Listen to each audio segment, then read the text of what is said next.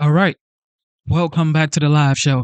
You know what time it is. It is currently 12:51 p.m. And of course, today's date is the 11th of July, 2025. It is Friday. Happy Friday. You know what I say about Fridays? Fridays are the best days of the week. I think it's Mondays because, with Monday, you could prepare yourself mentally for the achievement that you've planned for yourself, like on the Sunday night for your week. But most working Americans would say, you know what? Fridays, Fridays are the best days for um, just for the week because you have the mindset that it is the weekend and now you can have some good time with yourself, your spouse, or with your family. With that being said, happy Friday. Welcome to the live show. It is your boy Genesis, and this is the Genesis Show. And with that being said, we're going to check out what's going on. I was here yesterday, but earlier in the day. So now we're going to check out what happened on this networks on uh, later hours of yesterday and today. And of course, a lot is going on with the 45th, now the 47th President of the United States. We see what it's doing with immigration, with foreign policies. We see the new update with the tariffs on copper. And the Canadian situation is just sprung up about 2 days ago. So we thought that was a finished, done deal. But, with President Donald J. Trump, it's always an ongoing process. He's hands on. In my opinion, he's absolutely transparent and he just wants deals, fair deals, fair trade deals with the United States and other countries. So if you follow the president on Truth Social, you would find out that he's always posting the letters he's sending to these countries about trade.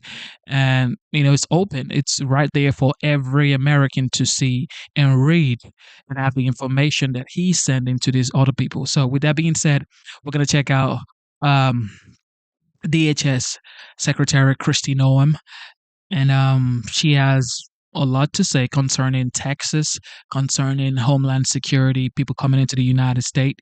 And yes, enjoy the show. It does not matter if you're a Republican or you're a Democrat or independent. It does not matter. Even if you are, even if you don't know where you stand right now. Okay, independent essentially. So conservative, liberals, progressive, it does not matter. What matters is you are American. You believe in this beautiful land, home of the brave, land of the free. Okay, so just whatever it is that you have in mind, just keep open mind. Okay, keep an open mind and land of the free, home of the brave. Okay, so just relax. Okay, and know that your fellow American brother is your brother. Your fellow American sister is your sister. Do not um, feel like you have to choose a side or pick a side. It's one big family. It's the United States. It's not a divided state. Okay. So don't create some sort of division. Just stay American. Okay. It's America first before your parties. Okay. Before you're a Republican, before you're a Democrat, you are an American first. So enjoy the show. Let's bring in DHS Secretary Kristi Noem. She joins us now live on set here in New York. Good to have you, Madam Secretary. Thank you so much for having me today. First up, the environment for these ICE agents. Yeah. We fear what may be coming next as we are not seeing the rhetoric toned down. No, in fact, it's getting worse. Some of these Democrat leaders in some of these communities and states are really, really elevating the emotion out there and lying and putting these officers' lives in jeopardy. So I'm hopeful that people will remember that they are just upholding the rule of law and remember what our streets were like under the last administration, how dangerous it was, and that President Trump and these ICE officers are going after murderers and rapists, people who are trafficking our children. In fact, since President Trump has been in office, we've located over 10,000 of these missing children.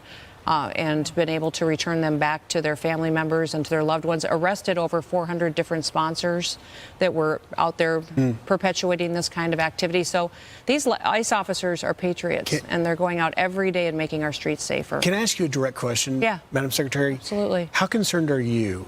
Because what we saw in Alvarado, Texas, that coordinated attack with AR-style rifles, one officer getting shot in the neck, body armor. This isn't just a protest that got out of control and passionate.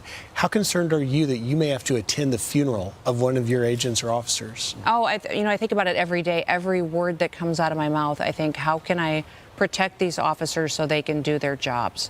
What decisions can I make today? I think people recognize that when you're responsible for making decisions that puts people in a situation that could cost them their lives, that it's a heavy weight that sits on you every single day. So what these people that are political have done by elevating this to where we now have a 700% increase in violence against our ICE officers is really unprecedented. It really is unprecedented, this environment that we're in. And we need to do even more to tell their stories and about what they're doing and why they're doing it. So we want to be careful because we don't want to give too much publicity to this, but we have to ask you about it. There's this new website out that uses facial recognition and AI to identify the faces of ICE agents and then mix them with things like other things on the internet, pictures on the internet, to identify them and dox them. And the website says, why are we targeting individuals at ICE? Aren't they just doing their job? They answer it. Evil is built on the back of people doing in boring jobs, just following orders. How dangerous is this? It's extremely dangerous. And what you were talking about, Griff, is exactly what they're doing. They're not just threatening them and doxing them, they're ambushing them. They're threatening their families. They're talking about kidnapping their families. They're, going after their colleagues. It's extremely dangerous, and the rhetoric has to stop.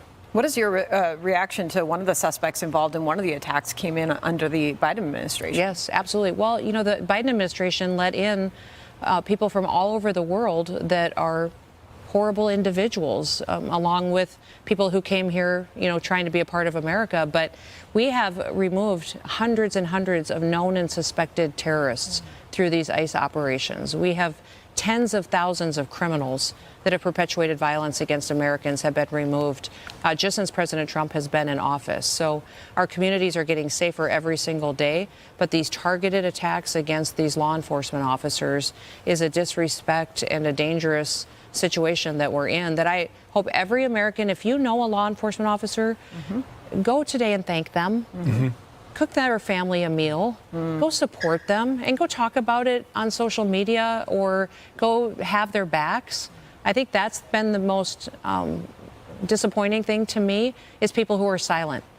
Because as loud as this gets, all of us who understand the work that they're doing and what they're doing to make America safe, we need to push back and talk about how proud we are of them. And what their families, spouses, and children are going through. I want to just shift gears a little bit, Madam Secretary, because this weekend will mark the one-year anniversary since the attempt on President Trump's life in Butler, Pennsylvania. We have a Fox Nation special now that people can watch and learn more from the Butler Emergency Services people, how they were dealing with it. And a lot of questions remain. It comes on the heels of learning that 6 Secret Service agents had been suspended. And I want to get your reaction to that and your thoughts. Yes, so, the Secret Service has a totally different leadership team now than what they did before and have gone through, and this report has now just been released. I know that President Trump has told me that he's satisfied with it. We've changed communication channels and protocols on how Secret Service works with local law enforcement and how they talk during these types of security events. And then, the big, beautiful bill also gave them more resources that they needed. They needed more resources as far as training, but equipment, drone technology, counter-drone technology. All of that was something that needed to be addressed, that I'm so thankful that we now have the funding that we can. You have raised some concerns, moving on to Texas, you've raised some concerns about the alert system in Texas. Where are you on that right now? And then how comfortable are you that the administration will be able to help with the recovery efforts? Well, we were there immediately. As soon as the flooding happened, I went there and showed up, and it was devastating. The alert system went out from the National Weather Service, but that doesn't necessarily mean that the thousands of people that were camping along the river, heard that alert. What could be changed? Well, I think that is always a response that the local officials make a decision for each of their towns, each of their counties, what their alert system is.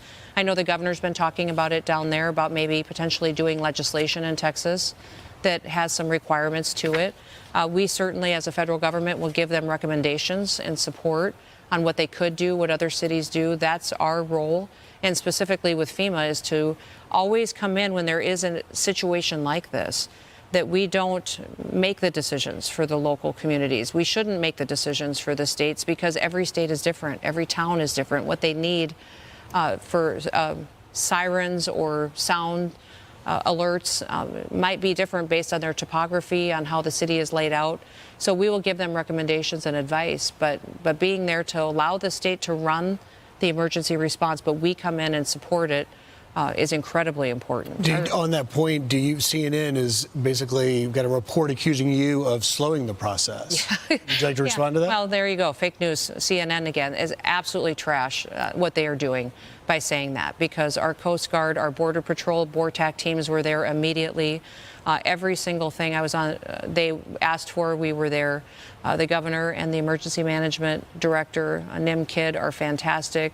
And nobody there has said anything about that they didn't get everything that they wanted immediately or that they needed.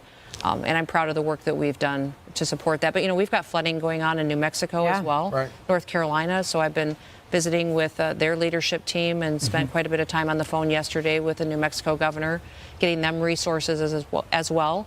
And that's what we do. The fact that CNN is continuing to be political and push out fake information and false information and lies is not shocking, but it's a disservice to the country. It's a real disservice to the country because people start to mistrust anything that comes out then over the news. And then, well, that's true. Yeah. But they just don't trust anybody anymore. And that's not the kind of country. Certainly we are praying for all those communities involved, obviously in Texas, but also New Mexico, as they continue to fight dangerous situations there. You did something early on in your leadership that affects the way we fly now. Yeah. You held a news conference announcing the changes to TSA and what happens when we go through security at the airport. So now we leave our shoes on? We do. And I think everybody's excited about that. That was one of the first questions that I asked. Flying on our airline systems needs to be safe. We recognize what's happened in the past in this country. My entire department was created after 9/11. It was put together in response to the attacks that we saw here in New York City and on our country. So, yes, questioning what we do as far as are our security checkpoints doing the right protocols, but also are we hospitable? Are we doing things that matter? All of those questions we asked right away. And one of the things I said specifically is, does it make a difference now with our layered technology, with the new training that we have and also the new steps of security that we have implemented in the last 20 years, do we still need to remove our shoes? And the answer was that it doesn't add a security benefit because of the new technology that we have and the new training. Why did it take so long? I don't think anybody asked the question. Right. I guess that's the one thing that I don't know if you remember who had the job before I did. He wasn't exactly a rock star. Well, we're glad you asked the question. Now we can all keep our shoes on. Challenging every single thing we do has to be done. Right. And so there'll be more announcements coming. TSA has started family lanes. So if you've got kiddos, you have your own specific lane so that those individuals can have a special screening. Our military near air bases have their own screening lanes now so they can get through faster as well. Having a tailored approach to how we do security checkpoints, safe and secure, but also get people through the checkout line, because everybody knows that traveling can be miserable at times. It shouldn't happen at the security checkpoint, and we're putting all of our TSA officials through hospitality training as well. We thank you for traveling to sit on the couch with us. Yes. Thank you for being here. Madam Secretary, thank you so much. Good to be with you. All right, good to see you. Well, Fox News learning one of the men charged after the ambush at an ICE facility in Alvarado, Texas, entered the country illegally over 20 years ago and was granted a green card under the Biden administration. Meanwhile, 4 more people who tried to sabotage an ICE operation with homemade tire spikes have been arrested in California. Here to talk about it, former Trump DOJ prosecutor Jim Trusty. Jim, good morning. Let's go to this case in Alvarado, Texas. We're learning more and more, particularly about this individual that was a DACA recipient, green card holder. Where do you see this prosecution going, and what do we need to know about it? Yeah, well, the DACA guy is a little bit of a separate strand. You know, you have 10 people that were engaged in a highly premeditated ambush of an ICE facility and ICE agents. They set up a lure by vandalizing, by shooting fireworks. When the agents started to come out, they shot 20 to 30 rounds with AR-15. So starting point on that part of the case is I'd very much like to see a plead to the sheep mentality by the prosecutors. In other words, saying, hey, you've got attempted murder charges, you've got firearm charges, you can plead guilty to everything and beg the judge for mercy, but you're not getting it from me. I think that might be the tone that gets taken by the U.S. Attorney's Office in North Texas. This guy, Sanchez Estrada, was kind of an outlier to it in that he was the spouse of one of the people involved in the ambush. And the spouse called him and said, hey, they might be coming your way. And he apparently tried to get rid of a bunch of hateful literature that was inside the house. So he's charged with kind of a lower grade offense, an obstruction type offense. And the DACA stuff, you know, look, it's obviously newsworthy. He also renewed his DACA status a couple of times during other administrations. Look, I don't think it rises to the level of the outrage that you see in my state, Maryland, where, you know, young women are raped and murdered by illegal aliens that never should have been here. But that's obviously, you know, yet another moment of the immigration system failing to protect the community. But again, the primary thing to worry about is the fact that 10 people would come together and decide it's time to murder ICE agents, shooting one in the neck. I'm very worried that Kristi Noem and Tom Homan are going to be attending a funeral if we don't find a way to change the mentality that's spreading around this country about ICE. That is absolutely the concern of every border and immigration official out there. And, you know, specifically with this case, was this, I'll ask you, in your opinion, a coordinated, premeditated attack? You had 10 individuals with AR-style rifles, body armor. They had two-way radios. They even had cell phones in a Faraday bag, which is used to conceal communication. Yeah, they had body armor, 12 suits of body armor for this group as well. And look, the actions tell you that it was coordinated, right? It makes sense. This was a lure, like, let's get these guys to come out and we're going to go after them.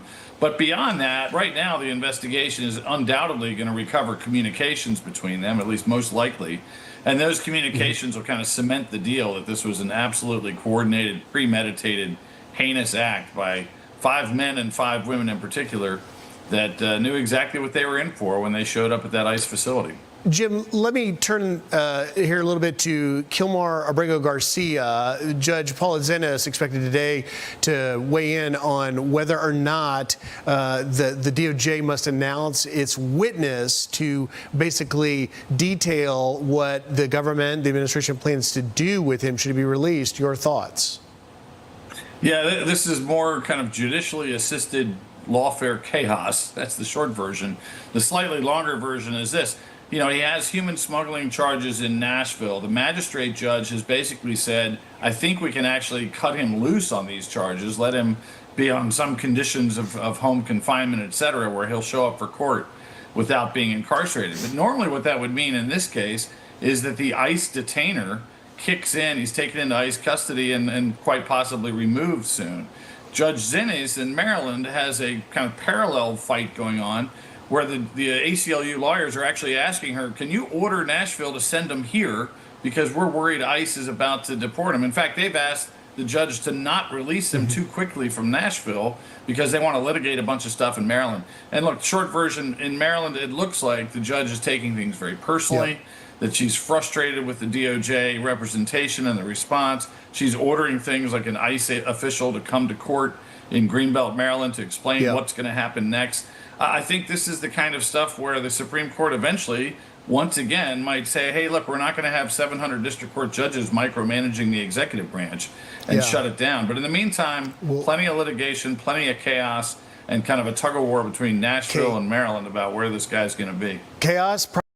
Oh my goodness. Kilmer Borrego situation has been prolonged and prolonged for way too long. You know, it should just be decided upon. All right, here we go. ICE situation. Here we go. Democrat leaders in some of these communities and states are really, really elevating the emotion out there and lying and putting these officers' lives in jeopardy. So I'm hopeful that people remember that they are just upholding the rule of law. So that's the Homeland Security Secretary Kristi Noem a bit earlier today on Fox and Friends. President Trump taking aim at Democrats who are ramping up violent rhetoric against immigration and Border Patrol agents. All this coming now as ICE arrested a fugitive kingpin of the vicious criminal gang MS-13 hiding in the heartland near Omaha, Nebraska. Now, an illegal alien, he's wanted in El Salvador for 5 murders, is on the country's top most wanted list. So Jackie Heinrich's got the follow-up now from the White House. And what have we learned? Jackie, good morning. Good morning, Bill. The president blasted this new Democratic proposal that would require federal immigration officers to wear visible identification, but forbid them from covering their faces during most enforcement operations. He said the bill would endanger law enforcement, as DHS says its agents are facing a near 700% increase in assaults lately. You put them in great danger, tremendous danger. And it's sort of funny when people picket in front of Columbia, in front of Harvard, and they have masks on, more than masks. I mean, you can't see anything. Nobody complains about that. Federal immigration officers have ramped up or have been targeted, rather, since anti-ICE rhetoric ramped up back in June. That was when federal agents descended on Los Angeles to deport criminal illegal immigrants. It sparked protests that devolved into riots. In recent days, federal law enforcement officers have clashed with protesters at an Oregon detention facility. They were also ambushed in 2 separate incidents in Texas. House Minority Leader Hakeem Jeffries is not dismissing calls from within his party to defund ICE, instead claiming that ICE is going after law-abiding immigrant families. But at least one of his Democratic colleagues from the upper chamber called Jeffries out on that. ICE agents are just doing their job, and I fully support that. And for me, and people in my party might, want to abolish it or, treat them as criminals or anything that's inappropriate and outrageous. ICE performs an important job for our nation. President Trump praised the, quote, new John Fetterman, saying that he's right and also vowing to protect law enforcement officers. The president also questioned who is funding these people that are targeting ICE, commenting on the newness of the rifles that were used in that Alvarado, Texas ambush. Bill. Jackie, thank you. Jackie Heinrich. First of all, we should be praying for our leaders and the law enforcement and everybody in the United States. We should not be trying to do something stupid, okay? And also, like, John Fetterman, he's always in support of law enforcement. And for some reason, the Democrat, they're going to throw him under the bus. That's for sure. That is for sure. So people doing what they're doing to ICE agents are they're just federal agents trying to do their jobs.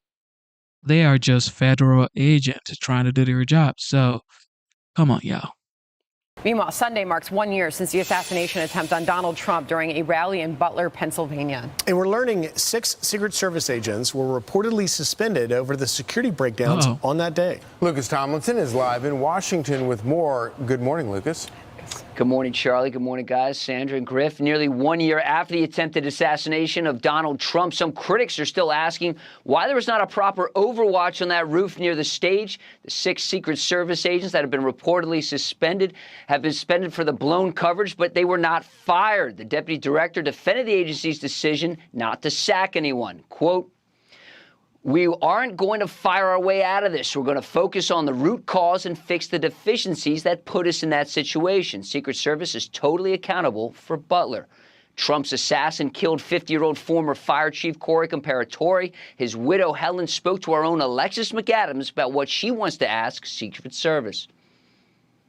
I want to know what the hell they were thinking that day. Where were they? Why didn't they come pick up the radios? Why weren't they paying attention?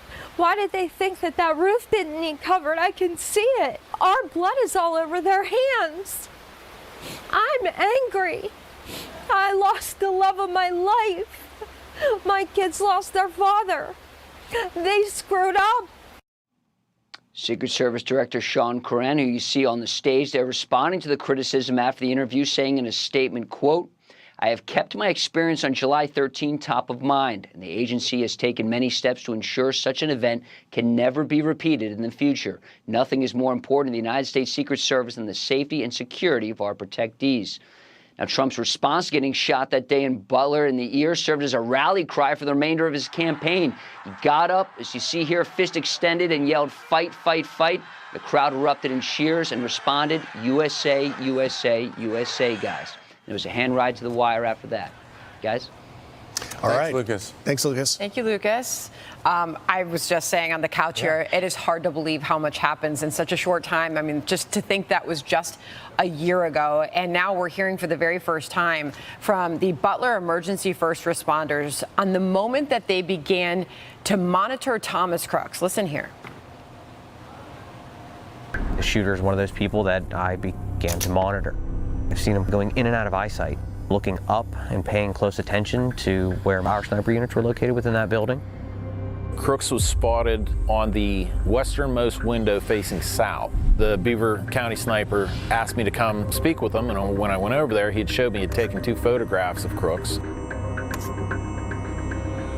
He was suspicious. He kept looking up at the window I was posted at. And as he kept looking up at the window I was posted at, he walked in up against the building to the point where I couldn't see him, almost like he was hiding.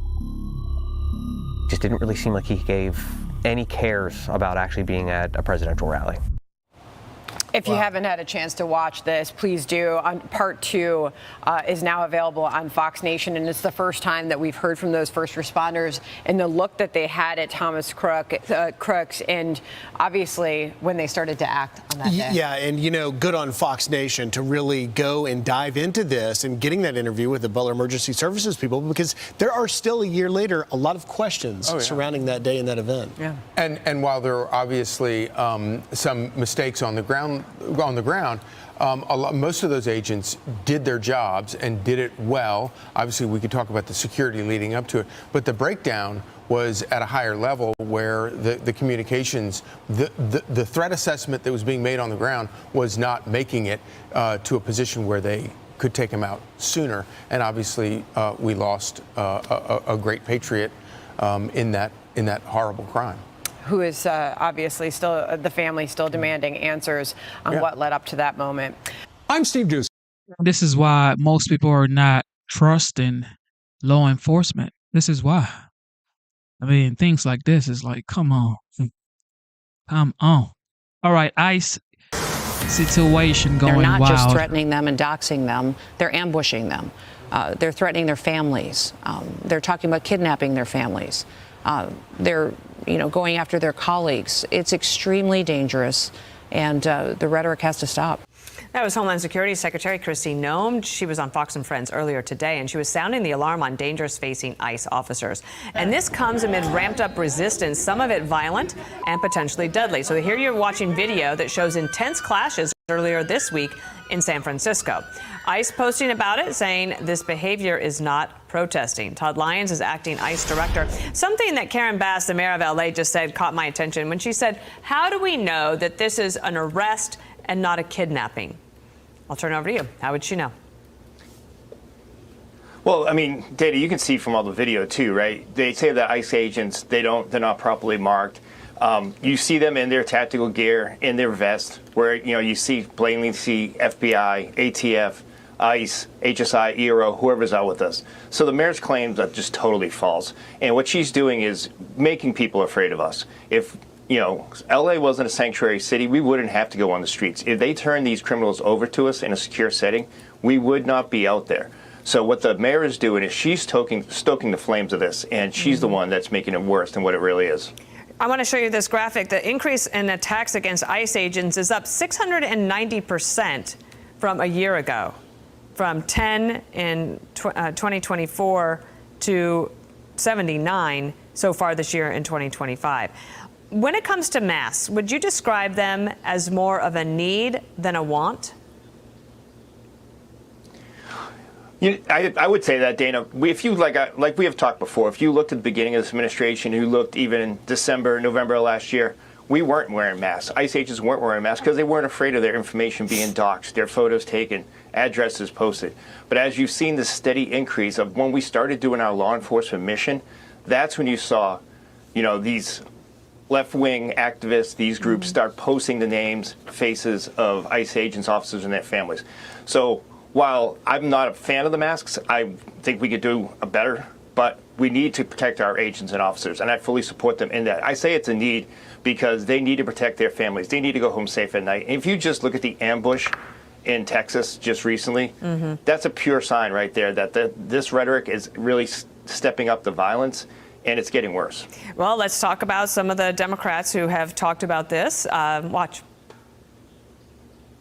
First of all, the importance and the urgency because of not just fear, Jen, but actual terror that people are feeling, not just in Los Angeles, but especially in Los Angeles, because it's clearly Donald Trump's target right now. Some of the most inspiring things have been when people encircle courtrooms and refuse to allow ICE agents in. Our local police department will not ever cooperate with ICE. He goes on to say whatever their constitutional authority is, and I mentioned last night on the 5. Think about it. This is a mayor saying that his office will not cooperate with ICE. ICE is a federal agency doing federal duties. So you as a mayor, you're saying you would not cooperate with ICE? That's Chicago mayor, by the way. The left has been saying that President Trump is a threat to our democracy. It will create an existential crisis for the United States of America. And then you have the mayor of Chicago saying that it doesn't matter what the constitutional authority is of ICE and the federal government, they're not going to cooperate. Yeah, Dana, it's so frustrating because all we're actually doing is our law enforcement mission that we've constitutionally sworn to do. And when you look at a lot of the instances that we've done recently, you hear a lot of elected officials say, if ICE has a criminal warrant, if ICE has a warrant signed by a judge or a search warrant, well, now we do. And we're out there doing a law enforcement mission, and they still don't like what we're doing. And the more they say these crazy rhetorics that they won't work with us, or they're happy when they circle a courtroom or they stop an ICE arrest, all they're doing is putting the public at risk, and they're putting ICE officers and agents at risk. It's their rhetoric and what they're saying is what's making this situation worse, and what's really putting my men and women. And that's true, because by definition, ICE, okay, all right, let's go through it. United States Immigration and Customs Enforcement, that is ICE, okay? Immigration and Customs Enforcement. Agents are federal law enforcement officers. So these are federal agents doing federal duties. So you as a mayor of Chicago, you're saying, no, do not do your duty. I mean, what in the world is going on here? It's not like they're coming to deport people that are Americans or that are here legally, all right? They're doing the job that they were paid to do. Just like you go to work and get paid for what you do. That's what they're doing. And this is what President Trump campaigned on. Every day in harm's way. Because like you showed that graph, the increase is alarming and it's dangerous. You have ICE agents being hit, struck by vehicles, being shot at. Never in my whole career did I think that would happen for doing your law enforcement mission. Right. Well, it's a story that is unfortunately very much on our radar, but we'll continue to cover it. Man, this is just wow. We should be praying for law enforcement and our leaders, okay? And we should be supporting Americans. We should be supporting ourselves instead of creating division. This is the United States, not the divided state. Everybody has to come together and channel one course. What in the world are we doing? All right, Peter Ducey. Peter. And Harris, now that we have this new data point that one of the suspects in that attack on an ICE detention facility in Alvarado, Texas, had a binary trigger that lets a gunman fire more rapidly than if they were using a normal semi-automatic rifle, that tracks with what President Trump told us yesterday, that he had seen evidence that made it look like the suspects got their equipment recently from a military supply store. Do you think that this was an isolated incident, or do you think there's a national threat of a left-wing militia that is targeting ICE and CBP? Well, I think you have some very stupid people in the left who have some money that are making it available to these people. There's something going on, and we'll get to the bottom of it. The president says he's not going to sign a Cory Booker, Alex Padilla bill banning ICE from wearing masks and requiring them to wear visible IDs. Padilla now says, I love this country and believe its values are worth fighting for. In a democracy, no one should have to guess if they're being handcuffed by real law enforcement or armed imposters. My bill defends against unchecked power and unconstitutional overreach. If all state and local enforcement in California can do their jobs with transparency, so can ICE. Well, the acting ICE director says that's ludicrous. You can see from all the video too, right? They say that ICE agents, they're not properly marked. You see them in their tactical gear, in their vest, where you plainly see FBI, ATF, ICE, HSI, ERO, whoever's out with us. So the mayor's claims are just totally false. And what she's doing is making people afraid of us. President Trump says he will do whatever is necessary to protect frontline law enforcement. He has no sympathy for these Democratic lawmaker complaints about ICE's methods. Harris. All right, Peter, thank you very much for getting us started. The often violent resistance we are seeing now to illegal immigration enforcement and deportation is actually antithetical to what most voters want. And in fact, they voted for something different. They voted for what President Trump is delivering right now: closing the border, deporting illegals, atop his list of campaign promises. Here's CNN's own data analyst just days after the president's inauguration in January. You see real uniformity. Deporting all immigrants who are here illegally, 55% of the New York Times. Marquette, 64%. CBS News, 57%. ABC News with a slightly different question, 56%. So what you're seeing essentially here is a very clear indication that a majority of Americans, in fact, when they're asked this blunt question, which I believe gets at the underlying feelings, do in fact want to deport all immigrants who are here illegally. There's no arguing with these different numbers because they're all essentially the same across 4 different pollsters. All right, you can see it for yourself. You also heard him say it more than once. All illegal immigrants, not just the violent criminals. Fox News voter analysis after the election showed illegal immigration was the top issue for Trump voters, more important than the issues of the economy and abortion combined. But now, if you look across the board, a lot of people felt that way. They may not have been expressing it, but look at this came from many different networks polling. Madison Sheehan, ICE Deputy Director in Focus Now. Great to have you in Focus. And on an important day as we have the manhunt going on right now for one of those suspects accused of attacking ICE officers and law enforcement. We'll get to that in a moment. But first of all, just the consistency of the support across America for what you're trying to do. Your reaction? Well, you saw it there. 80% of Americans. All right, so I am getting a breaking news here that Don Bongino, the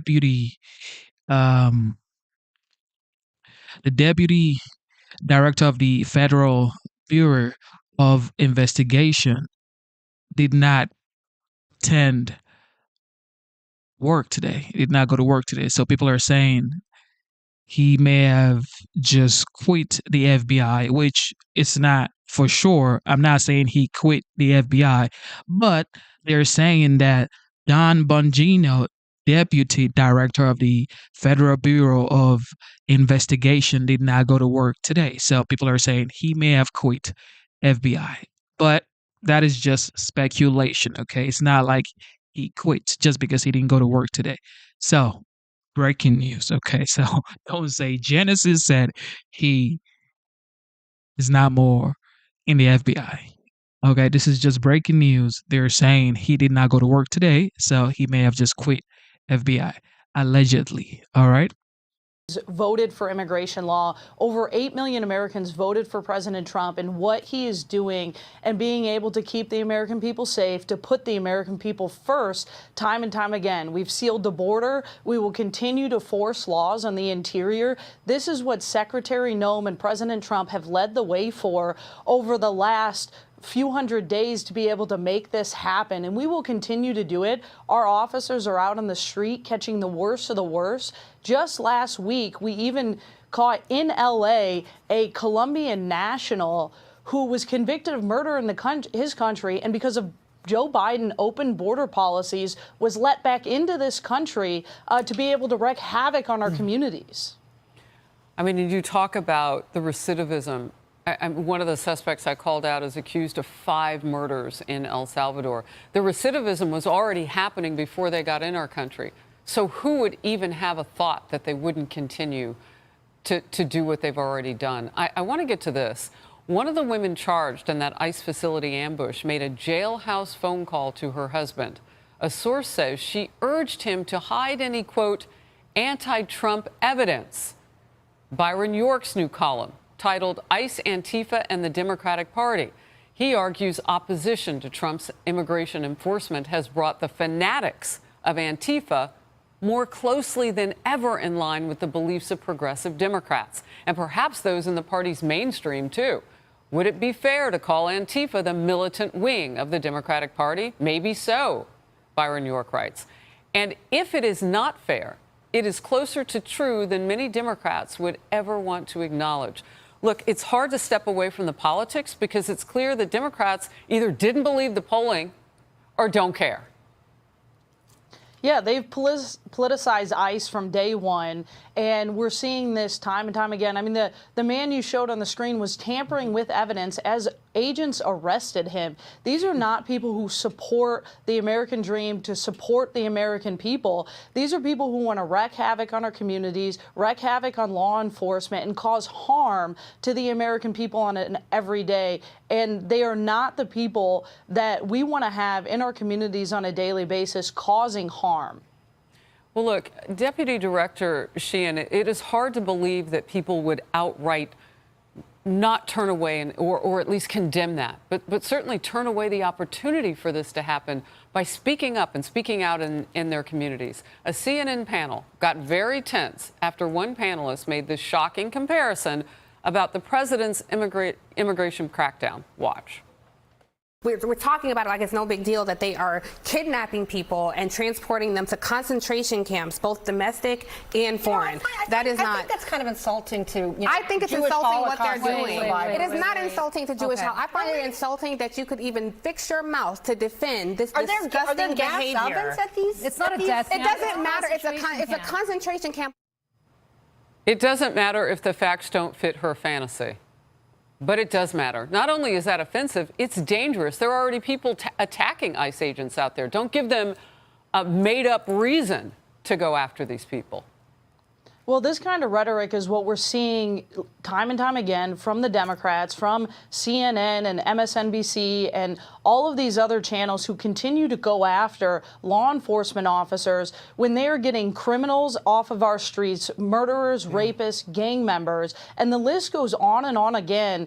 And they are working to get these people off of our communities. It's insulting that they would go on to call these concentration camps, to insult our ICE officers like they continue to do on a daily basis, and support this rhetoric that Antifa pushes and all of these other far left groups. This is not the Democratic Party of JFK anymore, and they are proving that time and time again. Before I let you go, real quickly, you're leading men and women. You're on a wider team to keep us safe in America, away from the worst of the worst.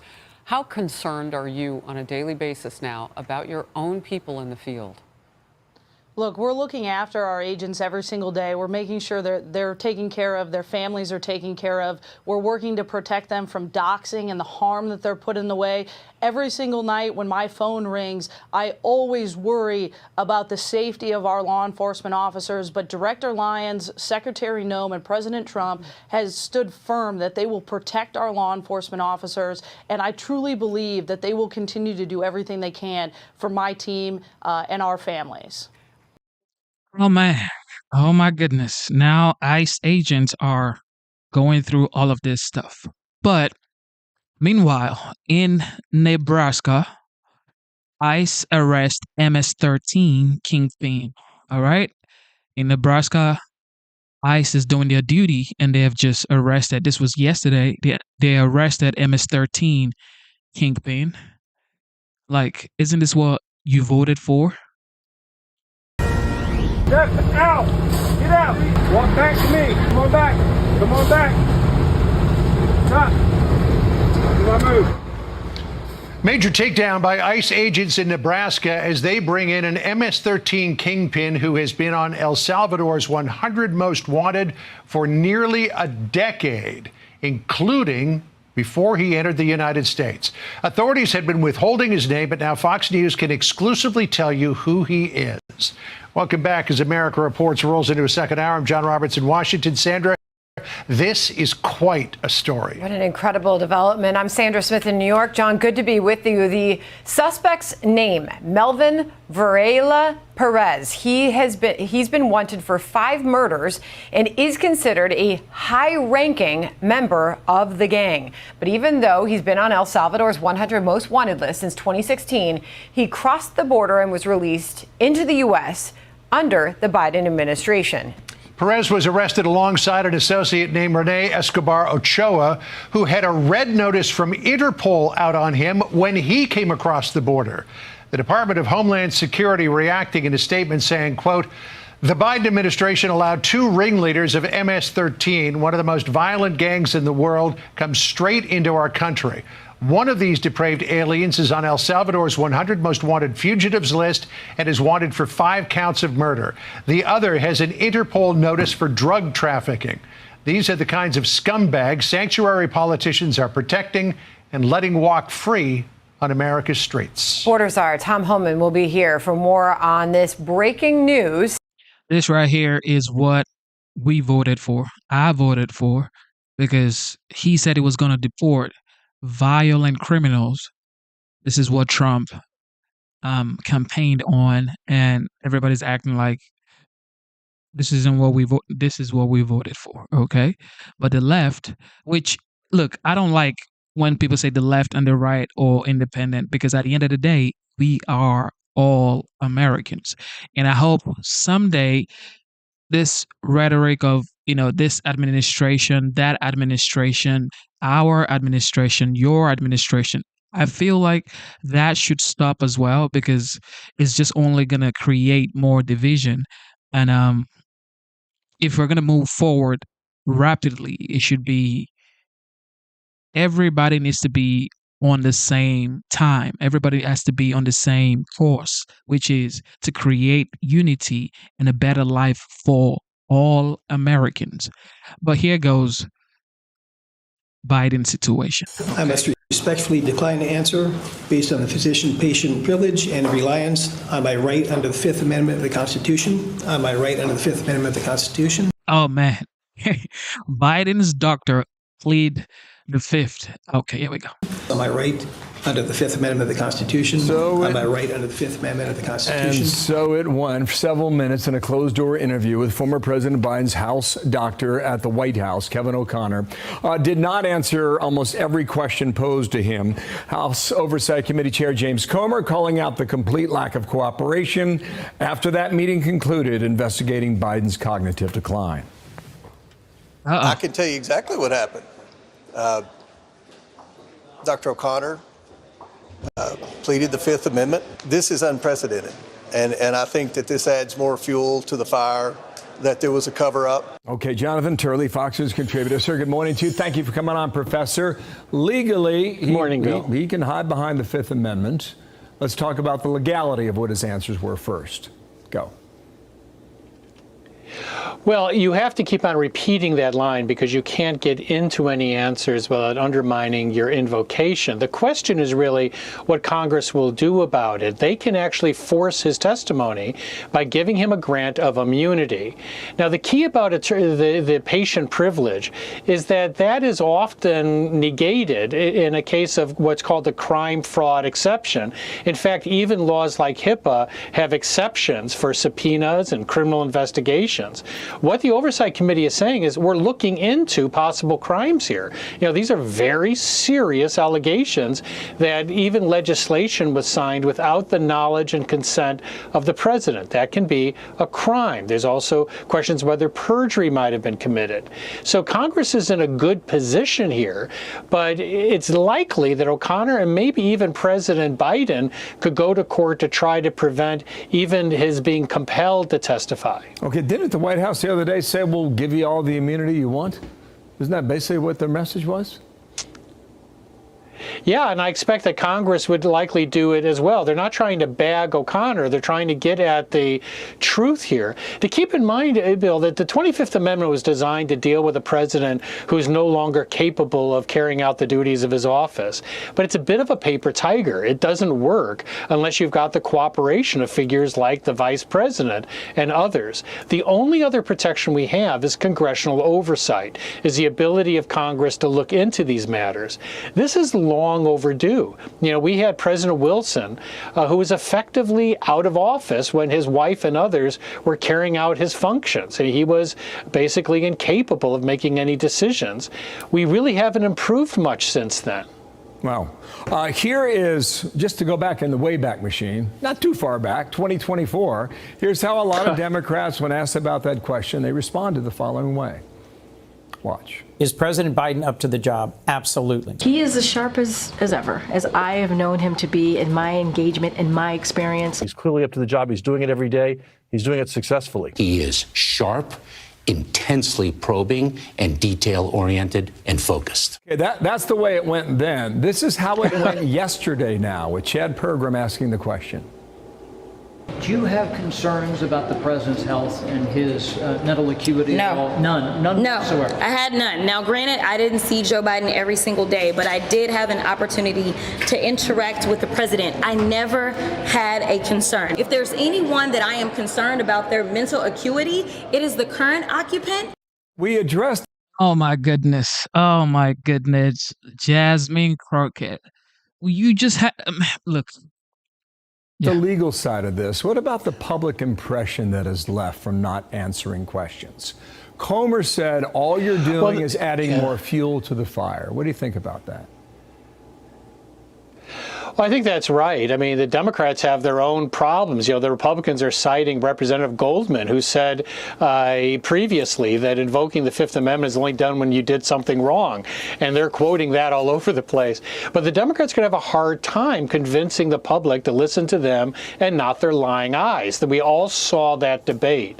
That was not someone who was even aware of some of his answers. And so I don't think this is going to work for them. And this idea that somehow they can sort of talk this one away is really not going to work. There are serious questions here. It's unlikely criminal charges are going to come out of this just because of the nature of this process. It's possible.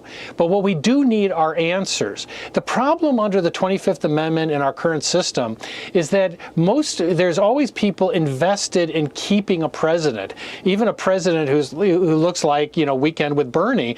It's in their advantage to keep him in office. And oversight's the only way for us to penetrate that protective cocoon. Okay, what I'm hearing you saying, though, is that this has a real good chance of coming back. Just a quick answer on that. Did I hear that right? Yes. Yeah, because if you are not capable, you should just resign. You know, and of course, the Democrat, they actually wanted this guy to run again. He had to debate Donald Trump for everybody in America to see that this guy can never be the next president. Like, how was he even the president for this past 4 years? Because he could not muster one complete sentence together. It was like it was so hard to watch this guy last summer. Last summer it was just hard to watch the debate between Trump and Joe Biden. And that was when everybody was like, oh, okay, that's it. And of course, they took him out and brought Kamala Harris from frying pan to fire. Here we go. President Trump, meanwhile, reacting to the new criminal investigation into former CIA Director John Brennan and former FBI Director James Comey for possible wrongdoing related to the Trump-Russia probe. But I will tell you, I think they're very dishonest people. I think they're crooked as hell. And maybe they have to pay a price for that. I believe they are truly bad people and dishonest people. So whatever happens, happens. Our next guest says the CIA report makes it clear President Trump was framed and they knew it all along. Joining us now is Fox News legal analyst Greg Jarrett. Greg, good to have you here. Good to be with you. Good to see you. Does this make it clear that President Trump was framed? Yeah, and I think Americans already knew that. I wrote 2 books on the subject. The Mueller report came out and confirmed what I wrote. That so much was based on a phony document known as the dossier, paid for by Hillary Clinton and Democrats, and then commandeered by those 2 guys, John Brennan and James Comey. And they manipulated the system, the document itself. They abused their power. Comey launched a case against Trump in violation of the FBI regulations. He deceived the FISA court with the dossier to gain a spy warrant. And, John Brennan took that dossier knowing that it was garbage, and he insisted that it be put in the intelligence community assessment. And even though he knew it was such a phony document, I thought, if I put it in the intel assessment, it'll elevate the credibility, we can drive Trump from office. He told Congress in his testimony, oh, no, that wasn't in the assessment. Well, it was. So did he lie? Can he be charged? Arguably, yes, he can. Interesting. Brennan is responding now to the FBI investigation. He says, Greg, Democratic principles are being eroded. This is on MSNBC yesterday. This whole thing about the CIA note and this possible referral of me and criminal investigation, I think is just symptomatic of a much broader disease that we are confronting right now in terms of how our democratic principles are being eroded and corroded as a result of this authoritarian march that we are witnessing every day. Reaction to that? Well, it's classic projection. Accuse your opponents of doing what you did, right? I mean, they eroded confidence and trust in the American government, particularly the FBI and the CIA and other agencies. Single-handedly, they set back America considerably. I was asking you during the commercial break that now very well-known James Comey post, the cool shell formation on my beach walk, he wrote and posted to his Instagram account, 8647. Why? This is a guy who needs daily therapy. He is so obsessed with his hatred of Trump. He loathes the man. He despises his policies. It's what drove the Russia hoax. He, more than anybody else, it drove the witch hunt. And he can never quite get over the fact that he failed and he got fired. And he hates that as well. On his way out the door, by the way, he purloined FBI documents and leaked them to the media with the plan that this will trigger the special counsel and drive Trump from office. And in fact, it did drive, and Bob Mueller was appointed, his longtime mentor and friend, but in the end, his scheme failed. Just remarkable look back. Meantime, for the very first time, Greg, since 1963, the CIA is now admitting that it monitored JFK's assassin, Lee Harvey Oswald, prior to the shooting. So how big of a deal are these new documents, Greg? Yeah, I don't think it changes the final conclusion of the Warren Commission report that Oswald was a lone gunman. What it does show is that the CIA was worried that they might get the blame. We've always sort of known they kept an eye on Oswald. Of course they did. He defected to the Soviet Union, lived there 3 years, married a Russian woman, came back to the United States. He was a Castro sympathizer. 6 weeks before the assassination, he made contact with the Soviet embassy in Mexico. So, of course, they interacted with him. They were monitoring him. Why lie about it for 62 years? And I think the only answer, Occam's razor, the logical answer, is that they were afraid they'd get blamed for failing to stop the assassination of JFK. Wow. That is an incredible development, one we will keep watching. Greg, it was really good to see you. Good to see you, Sandra. All right. Here now with reaction to the breaking news. Former FBI special agent and Fox News contributor Nicole Parker and Fox News legal analyst Greg Jarrett. Friends, let's review for the audience something they already know. These two figures, Jim Comey, former FBI director, and John Brennan, former CIA director, they had very prominent positions in the federal government. The security clearance is the access to sensitive information that goes along with it. Nicole, as a former FBI agent, tell us how the rank and file view people like Comey and Brennan and the shenanigans, the outright lies and crimes that they have committed. Well, first of all, I just have to say I am a native Texan, and my heart goes out to all that have been negatively impacted by this awful tragedy. And God bless all of the first responders. We are so grateful, and I just have to say God bless Texas. To your question, the rank and file at the FBI, those that are really doing the real work at the FBI, they're absolutely disgusted by actions of Jim Comey. What he stands for is exactly opposite of what you are trained to do when you are an FBI special agent and an employee of the FBI. And the number one response that I've received from those across the board, current and former FBI employees, is, quote, "It's about time." This is something that FBI employees have wanted to see for a very long time because we believe in accountability. We are all about enforcing laws ourselves. And when you have leadership at the top who does not even obey the rules, obey the procedures and policies and the laws, that is unacceptable. And I do believe that Jim Comey is the individual who single-handedly started the destruction of the FBI, and the FBI has never recovered from his failures. Yeah, Greg, I mean, you and I were on TV constantly about this ridiculous Russian hoax. I was in the Trump White House. The amount of time that the networks and the two other cable stations spent on something that never existed, that was fomented by Comey and pushed by Brennan, to say nothing of that ridiculous Trump Tower meeting on January 6th, 2017, where Brennan was there too, but Comey ended up saying to President-elect Trump, hey, we don't know what this is all about, but there's some kind of golden shower, Russian asset thing. Don't worry about it. And of course, we needed to worry about it. So why don't you bring us down a trip down memory lane and how we got to this point? Do you think these guys will be charged with crimes?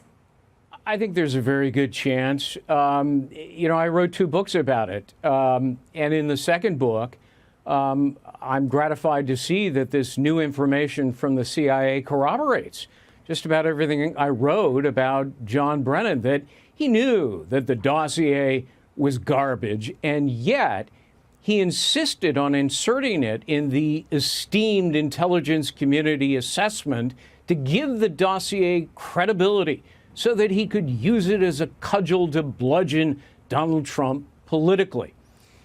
What I think is really new is that these career CIA officials have come forward and they've blown the whistle on John Brennan. Not just that he knew the dossier was junk, but literally the deputy director in writing told him, you can't use this for the ICA. It'll ruin the credibility of the intelligence community. Brennan didn't care. And, you know, these CIA officials describe how he strong-armed everybody into putting the dossier into that ICA.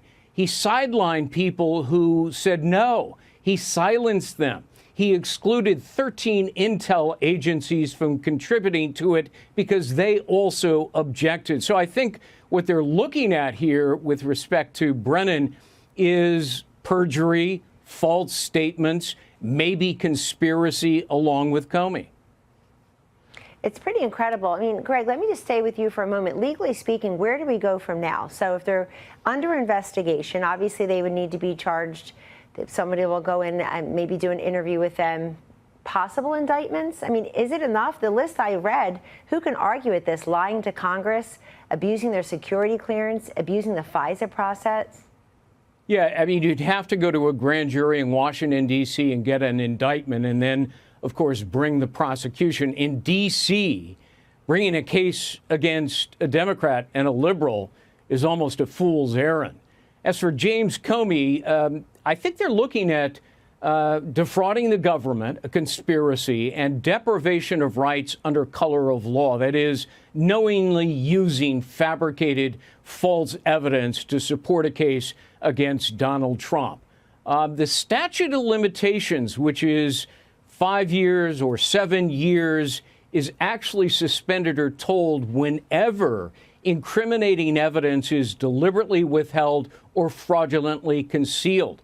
So I don't think the statute of limitations is a problem here because we're just now learning of some of the withheld, concealed evidence.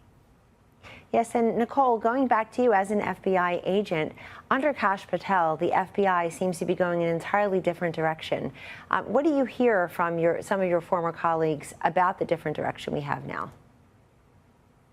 Well, first of all, going back to Jim Comey real fast, let's just remind the American viewer that he was very famous for always saying, no one is above the law. And you know what, Jim Comey? You're right. No one is above the law, including yourself. And I can tell you that there is a spike in morale at the FBI. Kellyanne, I walked away from the agency because it turned into something I no longer even recognized. And I can tell you that I started first noticing the politicization of the FBI with Jim Comey on July 5th of 2016, about 9 years ago, actually, where he came out and said no reasonable prosecutor would charge Hillary Clinton. And under the new leadership of FBI Director Kash Patel, that's not how the FBI works anymore. Kash Patel looks at the evidence and they say, you know what? Is there something here or is there not? It's not based on politics. It's based on facts. It is based on evidence. But I can tell you, FBI agents, what they want to do is get back to enforcing the law. They want to be out of politics. But most of all, they want accountability and consequences for those that are breaking the law. And that is what FBI Director Kash Patel and Deputy Director Dan Bongino are all about, and Attorney General Pam Bondi. And so I can tell you that the morale has increased greatly. They've got a lot on their plate. They have walked into an absolute disaster zone, but there are good, amazing FBI special agents and staff at the FBI who have always done incredible work, and they deserve accolades. They have quietly worked behind the scenes while all of this nonsense was going on, and they have worked hard and they have worked diligently. And what they want more than anything is those that have politicized the agency to be held accountable. No, it's so true, because Comey in his book and Brennan on TV constantly, they lied in both places, but lying under oath to Congress and abusing the FISA process and your security clearance, these are potentially criminal indictments that we can see coming. We're going to keep a close eye on this, and I know we'll have you back. Nicole Parker. Isn't James Comey the guy that said 86, 40 some? He said that he wrote, well, he said he saw it on the beach. And look, these folks right here. So they briefed me numerous times, the FBI, the Secret Service, sort of everybody. DOJ, Pamela's doing I think she's doing a fantastic job. But they briefed me, and I'm satisfied with it. They should have had somebody in the building. That was a mistake. They should have had communications with the local police. They weren't tied in. And they should have been tied in. So there were mistakes made. And that shouldn't have happened. And that building was a prime building in terms of what they were trying to do. So, but I was satisfied in terms of the bigger plot, the larger plot. I was satisfied. And, I have great confidence in these people. I know the people, and they're very talented, very capable. They had a bad day, and I think they'll admit that. They had a rough day. Hey, Sean Hannity here. Hey, click here. So, okay. Let me get my thoughts together so I can tell you what I want to tell you. Well, it was unforgettable. I didn't know exactly what was going on. I got whacked. There's no question about that. I got whacked. And fortunately got down quickly. People were screaming, and I got down quickly, fortunately, because I think they shot 8 bullets. and one got me, and one got another one, and one got another one, and one killed Corey, the firefighter, great guy. And, we had a tremendous, massive crowd. Tens of thousands of people were there. And our sniper, within less than 5 seconds, was able to get him from a long distance with one shot. If he didn't do that, you would have had an even worse situation. It was really bad. But he really did his name is David, and he did a fantastic job. It went about his business less than just about 4 seconds. And that's when it all stopped, and he got him perfectly from a very long distance. So we got a little bit lucky in that regard. So people are still asking questions about the Epstein's files. So this is it, okay? Some speculators are saying, why is Trump taking the fall for this Epstein situation? Now, is it because there are so many powerful people on the list, or maybe it's 98% of Washington D.C.? I mean, who knows? Nobody knows who's on this list because it's not out. But speculators are saying, why is the 47th, the president of the United States, President Donald J. Trump, taking the fall for this? Okay? Because, I mean, he started this whole situation where Epstein's list, MLK files, JFK files, he said he was going to declassify some of this list during his campaigns and when he was running for re-election last year. So speculators are saying, why is Trump taking the fall for this? That is the question. Fruit spritzers, condoms, just leave me alone. You know what I mean, Greg? What woman is she referring to that are invisible? Seriously. She's the most popular woman in the world. Yeah, and from what I mean, give us an example of an invisible woman. Look, I hate to tell the Dems, you can't just assume that you can take us back, because that assumes that you can change your opinion of us. You know, all of a sudden you're going to reject all the misandry and the trans hysteria and all those narratives that not only made fun of male values, but objectively normal values. You want men and women to be okay with women and women showering with men in locker rooms, or drag queens reading to kids at libraries. How do you change that if that's who you are? I mean, if you don't like men, how can you suddenly decide not to like them? I tried that with Jodie Foster. I think you're asking too much of yourself, because the moment you say, hey, guys, come back, and we do, within 10 minutes, we're going to say something that violates your strict code of intolerant tolerance or break wind. It's ingrained in you to police thought and speech. You can't go from that to live and let live. And the funny thing about it is, their definition of tolerance is the opposite of live and let live. You know, it's I compel you to accept my lifestyle publicly. Almost all guys are the same. We want to be left alone, especially right-wing dudes. You think a farmer in Idaho gives 2 Fs about your pronoun? We're not even going to bother you about it. Just don't bother us. I just don't think you can change. I don't think liberals can actually suddenly take off this costume of misandry and go, hey, come back. How is that possible? What will they have to do to win back men if they can't fundamentally change? I think this is something that's been building for a long time. It didn't just happen in the last 4 years. So if you remember, during the Obama administration, we had the Life of Julia. Do you remember this? Yeah. This was the government policy. It was like a whole outlook that they talked about Julia and how Julia will be taken care of by the government from when she was born all the way up until she was retired and beyond. And there was no Life of Jack. There was no Life of Jack and Julia. It was just the Life of Julia. And the focus on women has been to the exclusion of men. And this maybe even goes back further, especially when it came to, like, even when I was growing up in the 70s and 80s, where I remember my dad bought me this T-shirt. It was yellow and it had black all caps, it said, anything boys can do, girls can do better. I know that's not true. But there was a time when there was a push to help girls have more confidence. That has helped in a lot of ways, but it was to the exclusion of boys. I remember Laura Bush, when she was First Lady, early on, she was like, we have to, as a country, start focusing more on boys in K through 12 education. And so it was building for a long time. The Democrats were going to have to deal with this. There was never a cost to them turning on men until suddenly there was. So I don't know what they're going to do.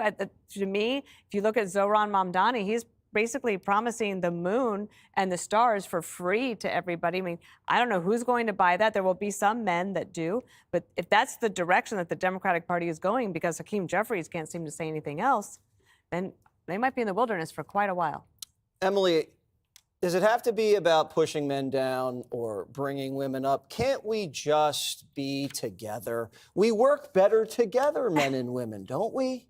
Come on, man. This is live TV. You can't hit on her now. Oh my God. Well, I think that the argument, like that's what Trump did, right? He just saw women. He just respected women. He respects women so much. No one cherishes women more than Trump. You want to switch seats here? Wait, what's going on? You guys, stop it. This is ridiculous. All right. So here's the thing. So in this whole article and like assessment, they supposedly talked to all these experts about what went wrong and how they ignored the guys, right? And they called it a blind spot. They said, what a massive voter blind spot. But it wasn't a blind spot. They excommunicated them.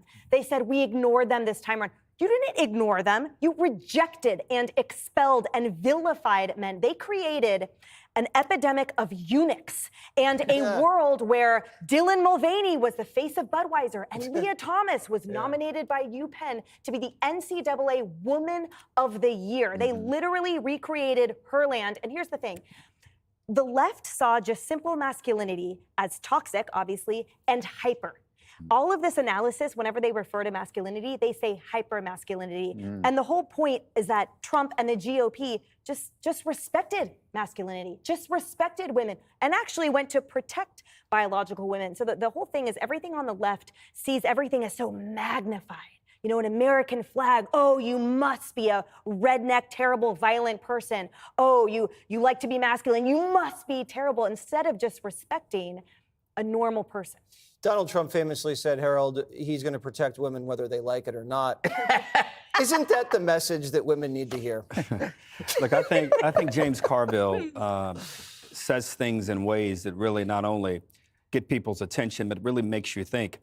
Democrats forgot in many ways in 2024, and I agree with Dana, it's been building for some time, that every voter wants to be lifted up.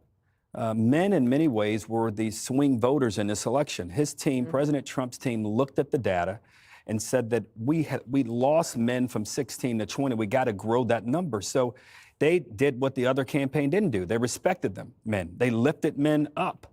I don't necessarily agree that we can't get them back. I never thought I would see a presidential election where the Cheneys endorsed the Democrat and a prominent Kennedy would endorse a Republican and didn't work in his administration. And then we elect a president who's a Republican, who's pro-tariff, pro-union, and pro-entitlement spending. So things can change in politics. But I'd say to Democrats, remember this as you think about this. Women who are Democrats, they bear children, and they raise little boys to be young men. So when we attack men, women who have children, who have little boys like my wife and many others, they understand what it means to raise a little boy, and they want their young men and the men in their families to be respected and not to be belittled. That doesn't mean they want them coddled, but they don't want them disrespected, and that's what we did. Are you saying men can't have babies? I am saying that. I want to be affirmative Also, about that. at the same time, dads want their girls to not have to compete against men in sports. Oh, no doubt about it. And that's what I'm just saying that, like, if you add all of this stuff up, it was like, where else were they supposed to go? But I got to disagree with you, Harold. Men don't want to be lifted up. We want to be left alone. We don't want to be pandered to. I don't think I think the Dems look at everything as groups and then they pander to them. That's two different points. I don't disagree with you now. We do play too much identity politics, but men certainly don't want to be belittled. Yeah. Men want like women want as well good jobs. But men want their boys and their girls to be raised in safe communities and safe houses. I mean, I agree with you. I think those are two different points. Yeah, we don't all men want to be left alone, Greg. I mean, we like to be given attention once in a while. She's right there. Look at Jesse. Look at Jesse saying. You know he wants to. She's right there, Jesse. Except you better be careful because you got one at home right now watching you on TV. But she's right there, Jesse. That was really smart what you just said, Harold. I would like to hear more of that coming from you. Good job. Oh man, these guys are so funny. Like Jesse's so funny, he doesn't even try. All right, here we go. Tom Homeland, Border Czar. All right, back to the breaking news that we brought you earlier this hour. ICE agents arrested an MS-13 kingpin in Nebraska. He has now been identified as Melvin Varela Perez. He has been on El Salvador's most wanted list for nearly a decade, but was somehow released into the United States after he crossed the border illegally in 2023. Let's bring in White House border czar Tom Homeland. Tom, let me just put up the record here of this guy that somehow got missed. First of all, here's the mugshot from his arrest in Oklahoma. Oklahoma. Now here is or Omaha, Nebraska. I'm sorry. Here is the picture from 2016. This was put out by the National Police. He's on the top 100, Los 100 Más Buscados. Then here's another notice from 2019 looking for the same guy, and another one from 2019 that was put out by Crime Stoppers looking for this guy. And yet somehow, Tom, when he came across the border illegally in 2023, he was paroled into the country. How in the world could that have happened? Well, look, this is just one example of what I've been saying for the last 4 years. The Biden administration lied to the American people. When they said everybody they released in the country is properly vetted, they weren't. First of all, we don't have access to other countries' criminal data, but as you said, this was the public information, and this has been easily found. But this administration, their main focus under Biden administration, Border Patrol had one directive: process quick, release quick. Because if there's no overcrowding, we can keep claiming the border's secure and we got control of everything. And they kept lying to the American people. Everybody releases vetted. I can't tell you how many criminals under the Trump administration we have arrested and deported that were released in the country by Joe Biden, saying they were vetted. We have arrested murderers, people that were convicted of murder in other countries. People had murder warrants in other countries. People had sexual assaults in other countries. People had sexual assaults here that they weren't found during the vetting process because they weren't vetted. The last administration lied, and that's why we're so busy right now going across the country trying to find these people. Yep. All right, so I could go you one better on this Melvin Varela Perez. So he was nailed in Omaha with another guy named Rene Escobar Ochoa. We'll put his picture up on the screen for you. This guy had an Interpol red notice against him for drug trafficking and conspiracy to commit murder. He had an Interpol notice against him, and that got missed. How does that happen? Incompetence. I mean, it incompetence from last administration. Their directive to how Border Patrol process and releases without proper vetting. And also, let's remember, ICE was told by Secretary Mayorkas, you can't arrest for someone being here illegally. They probably weren't even looking at this person unless you had a serious criminal conviction. Not a warrant, not a warrant, but a conviction. So look, the last administration, they totally screwed it up, from releasing people from the border for non-vetting to tying ISIS hands. We had a record number, 10.5 million illegal aliens come to our border in Joe Biden. ICE had the lowest numbers of arrests and removals in the history of the agency because their hands were tied. And that's why we're working so hard under President Trump, under his leadership. We're working so hard right now, sending as many teams out in the communities as possible to look for these criminals that the last administration released in this country. And that's why we're so busy right now, and that's why you see all the teams out in every major city in the nation. All right, Mark Zito is the special agent in charge of the Kansas City Homeland Security investigations. Here's what he said about these arrests. He said, quote, these illegal aliens didn't just sneak into our country. They brought with them a legacy of violence, terror, and death. They thought they could hide in America's heartland, but they were sadly mistaken, not on our watch. So two things falling out of that. First of all, these two guys, this is the worst of the worst. How many more like them got into this country, do we know? And secondly, you're going after these bad guys. And again, these are the worst of the worst. International Interpol red notices, top 100 most wanted in El Salvador. And yet ICE and Border Patrol agents are being attacked for trying to get these guys off the streets. Comment on both those things, if you would. Well, first of all, how many? I know that we got at least 600,000 illegal aliens in this country with criminal records walking the streets of this country. As far as how many criminals and national security threats the Biden administration released in the country, we don't have a clear number on that. We got over 2 million known gotaways. 2 million people crossed the border under Biden, weren't arrested, weren't vetted, weren't fingerprinted. They got away because the Border Patrol is so overwhelmed with that humanitarian crisis. So we don't have a number. And that's why we're working so hard with the intelligence community and FBI, ICE. We're all working together trying to find these people. And look, this is why I'm proud to be a part of this administration. President Trump has given the leadership that we're not going to this zero tolerance. We're out there looking for every single criminal threat and national security threat we can find in this nation. As far as the hate, it's because the media is lying to the American people. They keep talking about ICE raiding schools, ICE raiding churches, which isn't happening. We are focusing on the public safety threats. The men and women ICE put their lives on the line every day for this nation. They're American heroes. But I knew from day one, we talked about this, John, from day one I said they're going to vilify ICE, they're going to vilify the Border Patrol, because they don't want President Trump to be successful. They hate Trump more than they love their communities. They hate Trump more than they want law enforcement, but we're not giving them to them. We're going to be out there every damn day across this nation with over 1,000 teams looking for these people. Every single day, we're not stopping. Well, I'll tell you. Tom Homeland, man. A lot of people say his face looks like the border wall. Look, this guy is unstoppable. No matter what people say, no matter what people do, he's always saying, we will not stop. We will keep going. And for people saying that, you know, the ICE agents are arresting normal people just going about their work or whatever. I've seen some videos on X, because on X you tend to see so many videos. You don't even know if it's real or if it's fake. That's something I don't really understand about X, because nothing is censored on X. Everything is allowed on X, because I guess that's why X is like the #1 social media right now, like probably on Earth right now. But there's so many AI generated videos on X. But that doesn't mean X isn't authentic. But I'm just saying, like, look, you better be careful when you're on X, and you actually make sure you verify. Okay. Shout out to Tom Homeland. And for ICE is right now very much funded. Okay. They have enough money, they have enough resources. So you better be careful. Yeah, you're going home. Shout out to in Pete Washington, Here we go. Defense Secretary Pete Hegseth is making efforts to streamline and modernize our military by employing more modern drones. Watch this.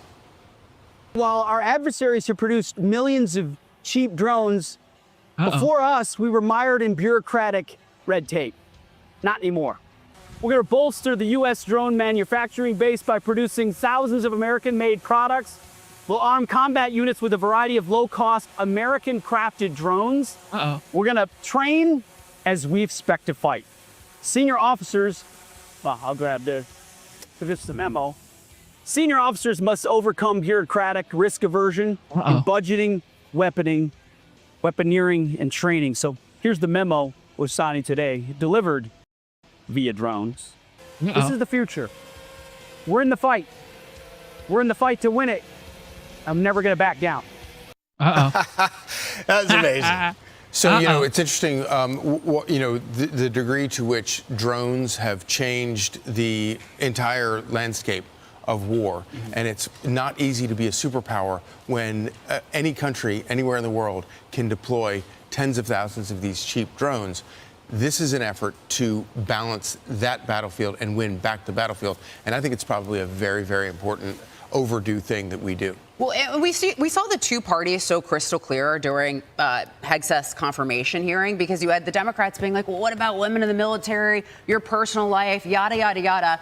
And then you had our secretary, Pete Hegseth, there talking about, no, we need to modernize the way we fight wars. ISIS doesn't follow the rules of engagement. We need to be smarter about what we do on the battlefield. And then also, by the way, we need to increase recruiting numbers as well. So he was focused on the right things. And this is so smart because you've got China is the leading producer and exporter of drones. You've also got China, along with the China-Cambodia Golden Dragon exercises in 2024, using robot dogs equipped with automatic rifles. So I think it's smart of us to catch up and make sure that we are the world's leader. I think Elon Musk spoke about this probably years ago or months ago. I can't remember. But he's probably spoken about this like couple of times, like multiple times.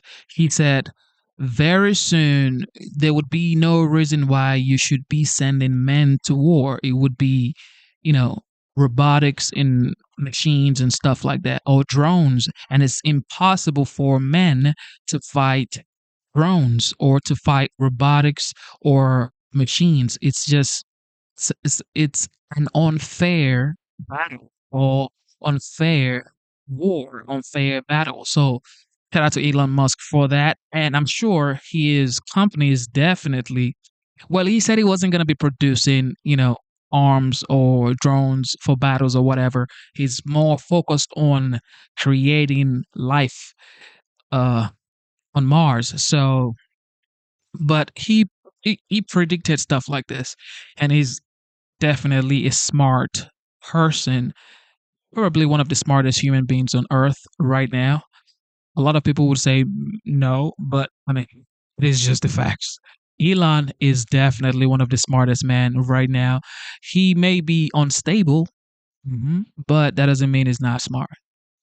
On all of this stuff, and that we're up to date with how the new battlefield is going to look like. Yeah, and it's not just catching up. I mean, every senior military commander watched that video and did a fist pump in the air, because you're talking about the bureaucratic process from weaponeering, cost, getting things through the federal bureaucratic process is why he's cutting all through that red tape so that they can quickly get these American drones and get them on the battlefield in lightning speed time, because that's what's needed in the threat environment that he's putting his warfighters in the environment of. And by the way, let's not forget, you're talking about the confirmation hearings, he's being attacked. Somebody said Elon hires smart people. That makes you smart when you can recognize that that's a smart person. Hiring smart people means you yourself are smart. Easy. All right. Anti-Israel activist Mahmoud Khalil bringing a $20 million claim against the Trump administration. He says he was falsely imprisoned and faced malicious prosecution after taking part in campus protests while being here on a green card. Former Deputy Assistant DHS Secretary and former Acting ICE Director Jonathan Fahey joins me now. Jonathan, I don't know much about the law, but I know this much. If you're going to sue the federal government, good luck with that. What say you? Yeah, it's generally very difficult to successfully sue the federal government. And in this case, I think it's even particularly difficult because remember the case with Mohammed Khalil, he's released on bond, but the Trump administration is still appealing that decision or appealing the decision of the district court and also seeking to deport him because the Secretary of State Marco Rubio determined his presence is adverse to American foreign policy, which is within the INA. So I think his problems are still going on with possibly being deported and also suing the federal government on things like false imprisonment, malicious prosecution. It's a very heavy lift. I think one of the most important points here, though, is it really just shows the difference between the Trump administration and the prior administration, meaning the Trump administration is removing people that they believe are a danger to the community or putting people in danger or adverse to our national interests, while the Biden administration did just the opposite and never even cared if somebody was adverse to our national interests or national security. But I do agree with you. I think it's a heavy lift for him on that. But his problems are not over with on the deportation issue. And I think that's still his biggest issue, that he may still very well be removed from the country. Yeah, no question about that. By the way, I think it's important to point this out. He also says he will accept an apology. Now, he is justifying his claim by saying that the government is abusing its power because they think they're untouchable. And unless they feel there's some sort of accountability, this sort of abuse will continue to go unchecked. It's an interesting perspective on that, and I'm not so sure, even though he says he would take an apology, I'm not so sure how much water he's going to be able to tread with that. Meantime, a New Hampshire, that is, federal judge, Jonathan, is issuing a new nationwide block against President Trump's order seeking to end birthright citizenship. This is a district judge, Joseph LaPlante. He says the rapid adoption by executive order without legislation and the attending national debate of a new government policy of highly questionable constitutionality that would deny citizenship to many thousands of individuals previously granted citizenship under an indisputably longstanding policy constitutes irreparable harm, and that all class representatives could suffer irreparable harm absent an injunction. It's interesting because didn't we just tread this ground here? Didn't the Supreme Court weigh in on this, Jonathan? Yeah, we sort of are in this world of like, here we go again. Yeah. I think what this judge is doing that makes it a little bit different is in Amy Coney Barrett's decision, they talked about, well, if you're a member of a class action, it's different than just simply a nationwide injunction where they say there's an issue before me and now my decision will apply to the entire country. To be a member of a class action, it's sort of a lengthy process where a judge has to determine that there is a class, that all the class has similar interests and other things like that. So presumably that's being done, and that's why he's doing this. But I think he might have been able to thread that needle, or he tried to. But I think one of the important points is this will all become moot probably after the October argument where the Supreme Court is going to actually weigh in on the merits of the birthright citizenship issue. And there's a couple ways it could go. It could go with Donald Trump entirely, could go entirely against him. But there could be a middle ground where it says it's the role of Congress to determine what does it mean to be within the jurisdiction of the United States, because that's a core issue here. It's not just being born here, it's being born and being under the jurisdiction of the United States. Right. So ultimately the Supreme Court will weigh in on this issue, but it does seem like we're going back to the same world that the Supreme Court just ruled on 2 weeks ago about these nationwide injunctions. Yeah. This is probably going to keep going for the next 4 years. What, is that me? Oh, okay. I see. All right, here we go. Tom Holman. Straight to a Fox News alert, the FBI is ordering a $50,000 reward for information on a masked protester who appeared to fire a gun at federal agents during a major California immigration raid yesterday. Doug Luzader joins us now with the very latest. Good morning, Doug. Hey, good morning, guys. Another rough day for federal immigration agents in California after facing off with violent protesters yesterday. Dozens of people were taken into custody during immigration sweeps at 2 farming sites, including a marijuana facility. Tear gas, smoke bombs deployed. Agents were pelted with rocks, and federal authorities are now on the lookout for a suspect who appeared to fire a gun at them. And now this from the U.S. Attorney for the Central District of California, who posted on X. The FBI has issued a $50,000 award for information leading to the conviction of an unknown subject who appeared to fire a pistol at federal law enforcement officers near Camarillo. And here is another shocking detail. According to Customs and Border Protection, 8 unaccompanied minors, all here illegally, were found. There is now an investigation underway for possible child labor violations, they say. All of this as we await a decision from a federal judge in California who seems inclined now to severely limit immigration enforcement efforts by the Trump administration. This Biden appointee indicating that she may issue a temporary restraining order today, essentially siding with litigants who argue that ICE agents are violating constitutional rights.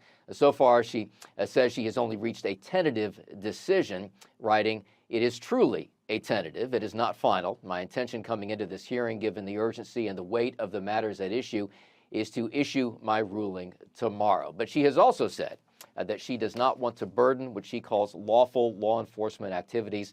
And again, that decision should come down later today. Back to you guys. Thanks, Doug. Thank you. Thank you. You know, this is also strange, and maybe the strangest part of that ruling right there is the idea that when did federal judges begin giving alerts to how they're going to rule tomorrow, which at some point it starts to make you think that it's all kind of a coordinated effort to give people time to the ACLU to have a press conference, for example. Yeah, it's unbelievable. This judge, if this judge does go forward and issues this temporary restraining order, this is the equivalent of a judge making a ruling that the DEA can't go search individuals for drugs and narcotics on Skid Row in L.A. It makes no sense. They're carrying out federal immigration law. And one of the groups in this lawsuit, CHIRLA, the Coalition for Immigration Rights L.A., is been tied to the Alvarado, Texas attack that, where the 10 individuals, and we're going to talk more about that a little bit later. But, connect these dots and you see what is literally a federal judge now stepping in to say that the federal government can't carry out its duty for federal immigration law. Well, because the judges are the new face of the resistance for the liberal left. And when they started doing it, Charlie, was when President Trump won office. They did it during his first term with all these nationwide injunctions that were issued. Now they're doing it again during his second term. But we need to be honest about what Democrats are doing. Their desire is to protect criminals. Yeah. You look at the deportations of these illegal aliens that have taken place under President Trump. 70% have been criminals or individuals pending charges. These aren't moms and kids that the Trump administration are trying to deport. They're illegal aliens. They're gang members. They're terrorists as well. And you talked about the Alvarado attack, the ambush against the ICE agents there. They were outfitted in black military-style clothing, 12 sets of body armor, 14 guns, fireworks, spray paint, two-way radios, and anti-government propaganda. What do you think that sounds like they're preparing for? Well, look at the video just from last night, from yesterday in Camarillo, Texas. It's unbelievable. The one news agency caught on camera what appeared to be, and you can see the protesters pelting federal immigration vehicles with rocks. That is assaulting. That is textbook assaulting federal immigration, trying to deal with illegal aliens, 10 of which are minors. Now we're talking about child labor violations at this pot farm out in Camarillo. Look at them just pounding that. And then the one news organization capturing video of what appeared to be an individual firing a pistol at ICE, at federal law enforcement, and that, those are fireworks, by the way. This has gotten out of hand. This is a point that when you see this sort of response, and again, remember, this is a warrant that was being carried out. The federal immigration authorities got word that there were these two farms, one of them a marijuana farm, that was employing illegal aliens. They went in to carry out federal law enforcement and round people up. In it, they found out that there were these 10 unaccompanied, 10 underage minors, 8 of which were unaccompanied minors. Which is kind of interesting, and then to have a federal judge then say that, no, you're rounding people up because they're brown or because of the color of their skin or because of the way, because of the language they speak. No, the whole point of a warrant is that you're not doing those things, that you're doing it with actual cause for. And of course, we've been talking about this all week with all of this crazy stuff going on, that at some point, somebody's going to get hurt. And then you have video of a protester firing a gun. Well, and that's what the borders are. Tom Homeland has been saying. He's saying, look, this is going to end with someone dying. This is going to end with ICE agents dying. And then what are Democrats doing? You only have Senator Fetterman, who is saying, look, this is wrong. We should be calling this out. We should be saying that this is disgusting. No other Democrats are doing that. But what are they doing? What are senators like Cory Booker doing? They're trying to remove the masks of ICE agents, which further puts their lives at danger at a time when assaults are up by 700% on ICE agents, Griff. Yeah, and Charlie, I think you really hit the nail on the head, and that is, imagine the week. Let me show you. The week we have had in just the first 10 days of July, an unprecedented number of attacks on ICE and federal law enforcement. Let's start on July 1st. In Buffalo, an individual named Matthew White posts on X, "Kill them all. The ICE is the new Gestapo. Stop them." He is facing federal charges for threatening ICE agents. Let's go to 4th of July, the Alvarado assault that we were talking about. Lisa was pointing out they had AR-style rifles, they had body armor, they had two-way radios, they had Faraday bags that was trying to conceal cell phone, coordinated, planned, premeditated attack, and of the 10 individuals now facing first-degree attempted murder of federal immigration officers, there is an 11th individual, Benjamin Song, on the run, allegedly provided those weapons to the 10 protesters. Then let's go down to McAllen, Texas.